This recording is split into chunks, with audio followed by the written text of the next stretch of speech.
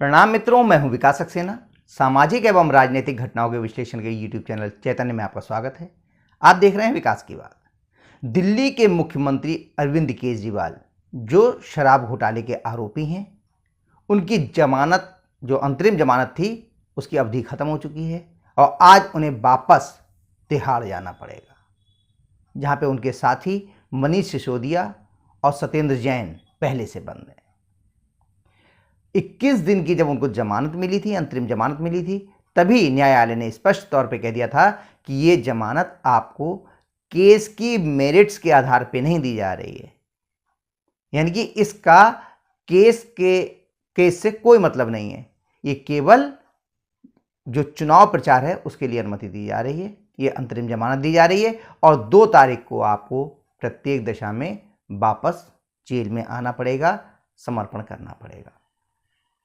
तो आज ये सूचनाएं आ रही हैं कि 2 बजे अरविंद केजरीवाल समर्पण करने के लिए, सरेंडर करने के लिए वापस जेल के लिए जाएंगे, निकलेंगे। इससे पहले उन्होंने जितनी भी कोशिशें थीं वापस जेल जाने की, वो करके देख लीं कि उससे बच जाएं, लेकिन उन्हें न्यायालय से किसी भी प्रकार की राहत नहीं मिली।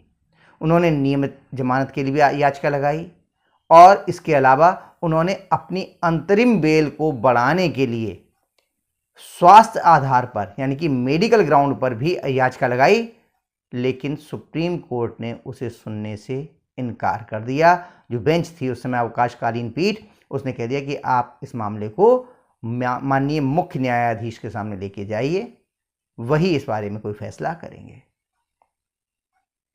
अरविंद केजरीवाल जो एक बड़े आंदोलन से उभरे, लगातार सामाजिक कार्य करते रहे, सूचना का अधिकार इस कानून के तहत उन्होंने बहुत काम किया, इसलिए उनकी छवि एक ईमानदार नेता की थी और संघर्षशील व्यक्ति की थी। लेकिन जिस प्रकार के घटनाक्रम उनके राजनीति में आने के बाद हुए हैं, उनकी इस छवि को गहरा आघात लगा है। जिस तरह की आधार उन्होंने बनाने का प्रयास किया, अनर्गल आरोप लगाने के प्रयास किए, वो ये भूल गए कि वो जिस पर आरोप लगा रहे हैं वो कोई और नहीं, दिल्ली सरकार का ही एक विभाग है, जिस पर पूर्ण नियंत्रण दिल्ली सरकार का है, जिसके मुख्यमंत्री स्वयं अरविंद केजरीवाल हैं। उन्होंने कहा कि जेल में उनको बुरी तरीके से प्रताड़ित किया जा रहा है।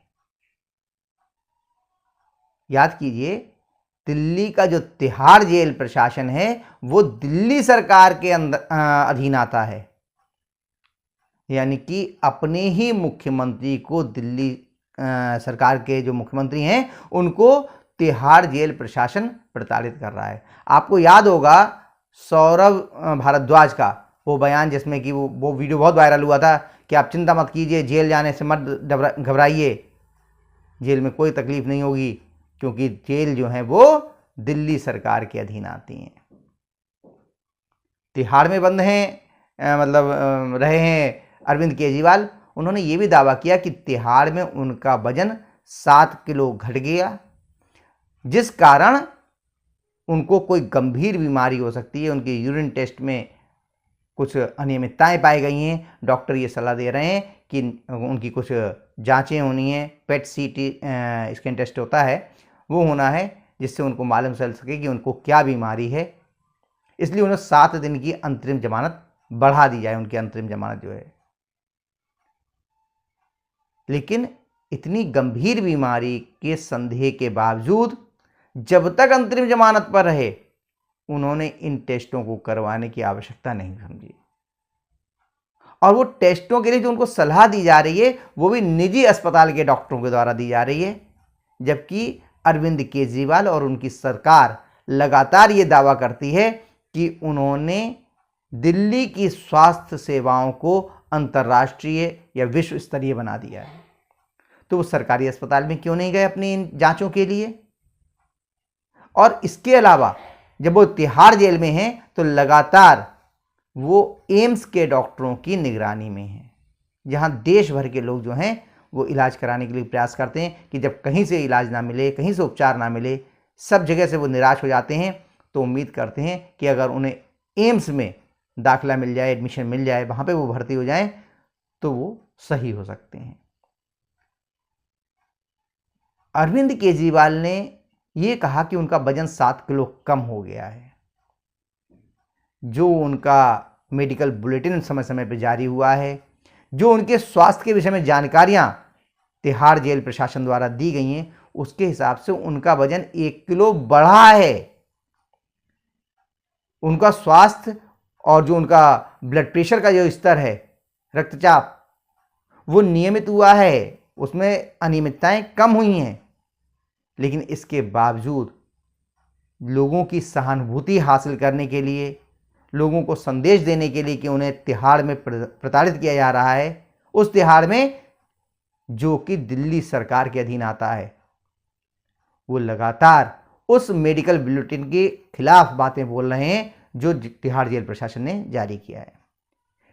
वो ये कह रहे हैं कि तिहाड़ जेल प्रशासन ने उनके इंसुलिन को रोक दिया, जबकि ये तथ्यात्मक रूप से बात सही है कि अरविंद केजरीवाल जेल जाने से काफ़ी समय पहले इंसुलिन लेना बंद कर चुके थे।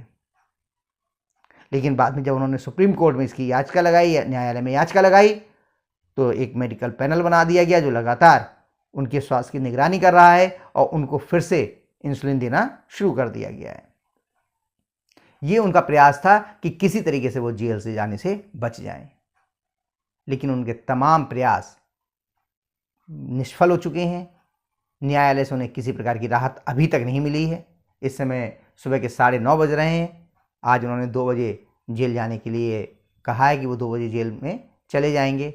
हो सकता है इस बीच वो एक बार और प्रयास करें, क्योंकि उनके जो वकील हैं वो तो मध्य रात्रि में भी न्यायालय को खुलवा कर और अपनी जो है वो याचिका पर सुनवाई करवा लेते हैं। तो इस समय तो सुबह का वक्त है, अभी एक 5-6 घंटे का समय बाकी है, लगभग 5 घंटे का, तो कुछ भी हो सकता है अभी। लेकिन देखते हैं कि वो क्या कुछ प्रयास करते हैं या वापस जेल जाते हैं। लेकिन 21 दिन की जो जमानत मिली थी उनको क्षमा कीजिए, 21 दिन की जो उनको अंतरिम जमानत मिली, उस दौरान हुआ क्या? इस दौरान एक बहुत बड़ी घटना हुई। उनकी सन 2006 से साथी रहीं स्वाति मालीवाल, जिनको उन्होंने दिल्ली महिला आयोग का अध्यक्ष बनाया और 9 साल तक वो इस पद पर रहीं। इसके अलावा उनको पार्टी की तरफ से राज्यसभा भेजा। उनके साथ उनके सरकारी निवास में, यानी मुख्यमंत्री आवास में, उनके निजी सहायक, हालांकि निजी सहायक विभव कुमार को न्यायालय ने हटाने के आदेश दे दिए थे, इसके बाद भी वो उनके निजी सहायक थे, उन्होंने उसके ड्राइंग रूम में उनसे मारपीट करने की इस तरह के आरोप लगाए हैं। और जिस समय स्वाति मालीवाल से बुरी तरीके से मारपीट की गई, उस समय पे अरविंद केजरीवाल के बारे में कहा जा रहा है कि वो उस निवास में मौजूद थे, वो अपने घर में ही मौजूद थे। लेकिन अरविंद केजरीवाल जो महिला अधिकारों के और सामाजिक अधिकारों के, महिला सशक्तिकरण के प्रबल पैरोकार कहते हैं खुद को, जब उनसे इस बारे में कोई भी सवाल पूछा जा रहा है तो कभी माइक वो अखिलेश यादव जी की तरफ बढ़ा दे रहे हैं, तो कभी संजय सिंह की तरफ। एक टीवी चैनल के में जब वो साक्षात्कार दे रहे थे तो भी लगातार कह रहे थे, नहीं ये सब जुडिश मामला है, इस पर मैं कोई भी टिप्पणी नहीं करूंगा। सब जुडिश मामला तो शराब घोटाले का भी है, सब जुडिश मामले तो बहुत सारे हैं, लेकिन उन पर जितनी मुखरता से अरविंद केजरीवाल अनर्गल बोलते हैं, मैं अनर्गल शब्द इसलिए कह रहा हूं कि वो तथ्यों से परे जाकर बोलते हैं, झूठ बोलते हैं। लेकिन स्वाति मालीवाल के मामले में नहीं बोले, क्योंकि विभव कुमार और स्वाति मालीवाल के बारे में कहा जाता है ये अरविंद केजरीवाल के सबसे बड़े राजदारों में से एक हैं। अगर स्वाति मालीवाल अरविंद केजरीवाल के खिलाफ बगावत करती हैं या फिर विभव कुमार, तो उनकी गर्दन बच पाना बहुत मुश्किल है।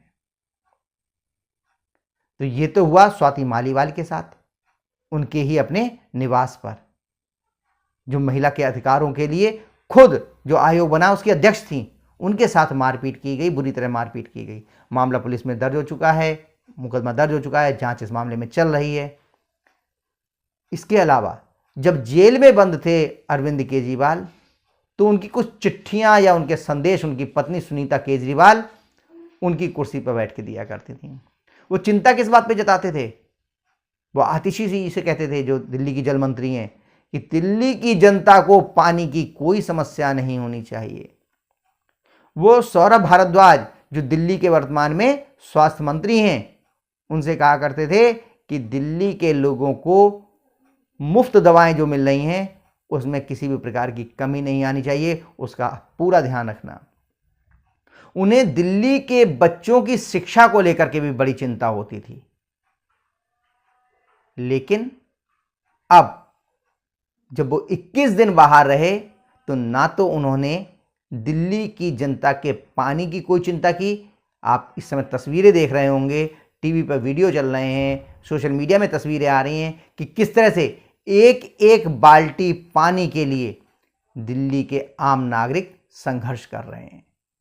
उन्हें पानी नहीं मिल पा रहा है और इस तरह के आरोप लगाए जा रहे हैं कि जो पानी के टैंकर माफिया हैं उनसे राजनीतिक साठगांठ के चलते इस संकट को और बढ़ाया जा रहा है। दिल्ली के स्कूली बच्चों, सरकारी स्कूलों के जो बच्चे हैं, उनके लिए किताबें नहीं मिल पा रही हैं, पाठ्य पुस्तकें नहीं मिल पा रही हैं। उसको लेकर के उन्होंने किस प्रकार के प्रयास किए, ये कहीं सार्वजनिक नहीं हुए। दिल्ली के लोगों को अस्पतालों में मुफ्त की दवाइयां आसानी से मिलती रहें, इसके लिए उनके द्वारा क्या प्रयास किए गए, ये नहीं मालूम चला है। दिल्ली में भारी बिजली का संकट है। हम उत्तर प्रदेश में रहते हैं, उत्तर प्रदेश में इस समय लोग बड़ी राहत महसूस कर रहे हैं। बिजली का संकट ना के बराबर है। मामूली तौर पर बिजली की कटौती हो रही है। मुख्यमंत्री लगातार कह रहे हैं कि अनावश्यक बिजली की कटौती ना की जाए, कोई फॉल्ट है तो उसको दुरुस्त करने के लिए ही केवल बिजली की कटौती की जाए। लेकिन दिल्ली की जनता बिजली की कटौती से, भयंकर कटौती से बुरी तरीके से जूझ रही है और तापमान 50 डिग्री को पार कर चुका है कई इलाकों में। यह हालत है दिल्ली की। तो जब जेल में बंद थे अरविंद केजरीवाल, तो उनके संदेश कभी सुनीता केजरीवाल जी लेके आ रही थी, कभी आतिशी मार्लेना जी लेके आ रही थी, या कभी अन्य लोग लेके आ रहे थे, और जिनमें लगातार ये कहा जा रहा था कि किस प्रकार से व्यथित हैं मुख्यमंत्री अरविंद केजरीवाल दिल्ली की जनता की समस्याओं को लेकर। लेकिन जब वो 21 दिन के लिए बाहर आए तो ये समस्याएं उन्हें कहीं दिखाई ही नहीं दी, जबकि ये वर्तमान में विकराल रूप धारण कर चुकी हैं। इसके अलावा जब मनीष सिसोदिया, जो उनके उप मुख्यमंत्री थे और जिनको शराब घोटाले का मुख्य सूत्रधार माना जाता है, जब वो जेल जा रहे थे तो उन्हें भगत सिंह कहा गया। उनकी पत्नी, उनके परिवार की पूरी देखभाल करने का उन्होंने वायदा किया। इस तरह का कोई समाचार नहीं आया है कि अरविंद केजरीवाल मनीष सिसोदिया की पत्नी का हालचाल पूछने भी उनके घर गए हों।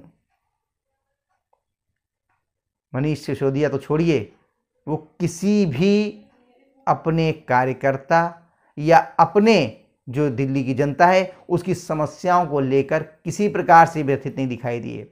उनकी चिंताएं सिर्फ इतनी थीं कि किसी प्रकार से वो जेल जाने से बच जाएं।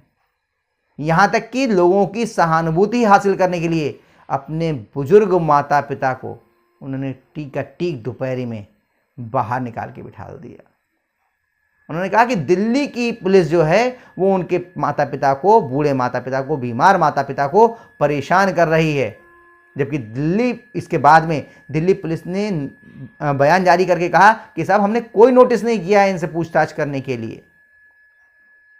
लेकिन यदि किसी व्यक्ति के सामने कोई घटना हुई है, उसके घर में कोई घटना हुई है, तो जांच एजेंसियों को उससे पूछताछ क्यों नहीं करनी चाहिए?